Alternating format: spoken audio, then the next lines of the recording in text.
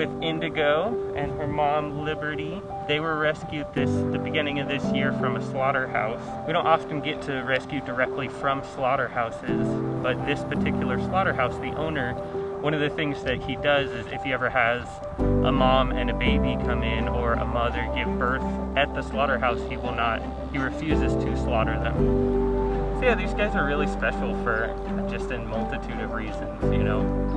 One of which, you know, getting to have a mom and a daughter coming together and being able to keep a family together is not something we get to do all that often. They're really special in where they came from. Being an example of having someone in a situation like that, the owner of a slaughterhouse, that can still show compassion to these animals to give them a chance for a new life in a place like this at Sanctuary. So they're just a really cool little family.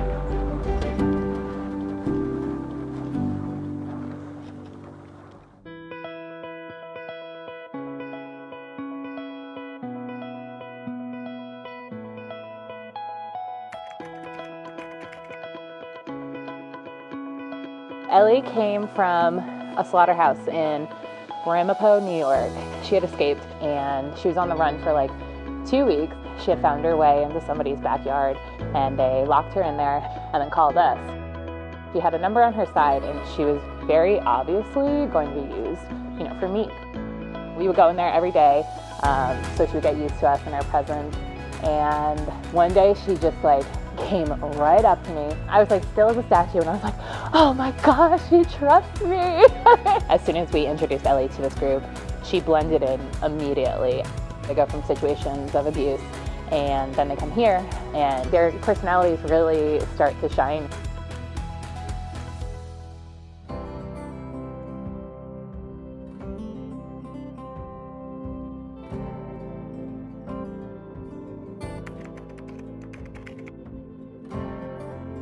We took in a group of 40 red stars. That's all of the kind of red colored hens in this group. They were rescued from a fire that happened at an egg-laying facility, and unfortunately hundreds of thousands of birds in that fire died, but a lucky few hundred did escape. Many of the ones that came here are doing really great, but we did have a number that had to stay in specialized care due to the fire that they had to escape from. We see every single animal here as individuals and know that they all have individual health needs. You know, that's something that they'll get for the rest of their life that they would not have gotten at the facility they were at. Space and freedom, outdoor access, clean food and water, you know, making sure that every one of them has, you know, the healthiest life and the happiest life possible.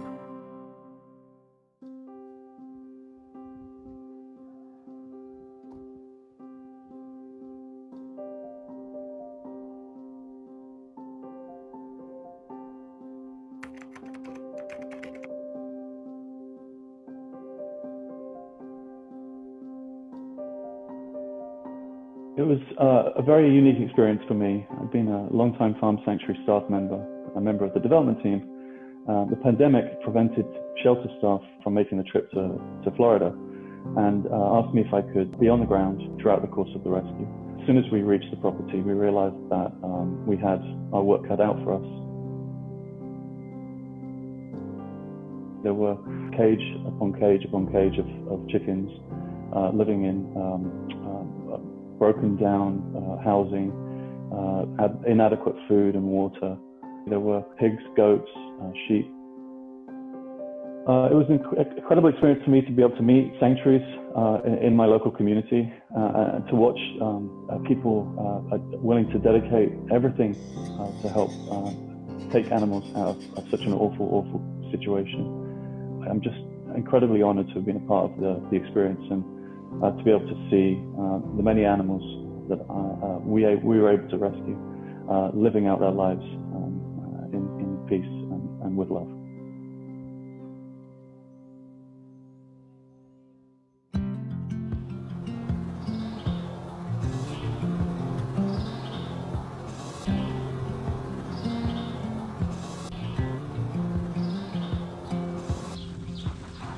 Squid brings me a lot of joy.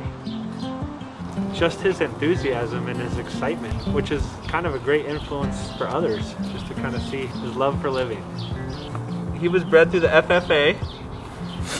And his breeders, they were gonna have a student raise him for show.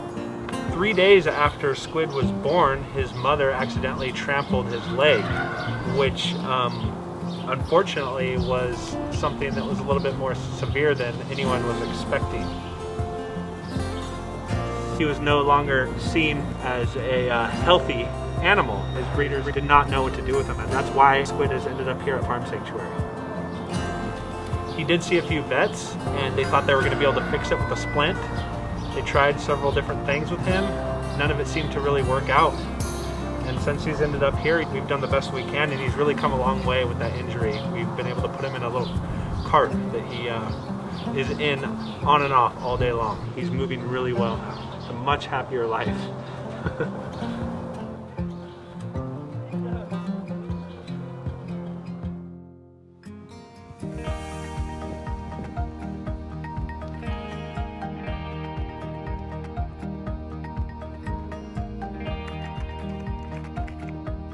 For animals we rescue and then place into adoptive homes like Bruce and Evan, it can take time to find that perfect home.